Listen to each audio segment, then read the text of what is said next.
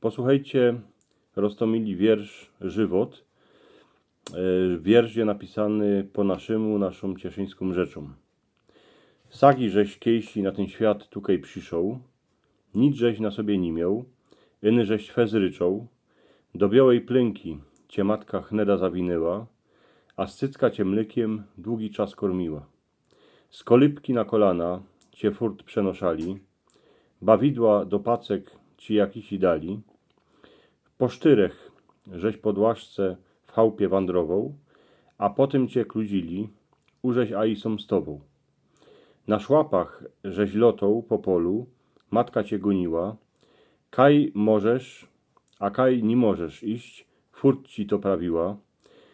Co cię spoli, a co cię dziubnie, foter ci wykłodą, ale żeś ty mu nie wierzył, tuż palec cię furt bolą. Żykać cię matka nauczyła, o pombuczku wyrządzała, Biblia dycki na stole w chałupie leżała. Jak ci było 7, to cię tatowie do szkoły posłali, tam było pisani, historia, mapy, rachowani. Jak ci było 15, to ci się Zofia z gruntu spodobała, we stodole na sąsieku ci rozkiesi pusy dała, tyś nie spał do rana, ona też, a obu się wam zdało, że ta pusa to już miłość, ale furt coś i za mało. Ręce żeś matce całował, jak żeś szł na asynt do becyrku, łza się i po licu skulała, bo i teschno będzie po synku.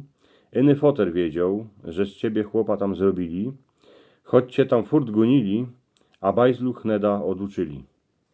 Zofię, żeś se wziął za babę, wiesioło było po całej dziedzinie, ale żeś zapomniał, że w żywocie uroda wartko ginie, tuż jak ci dziecka swoi dziecka do chałupy przykludziły, to żeś se wszymnął, jak wartko czas leci, od zimy do zimy.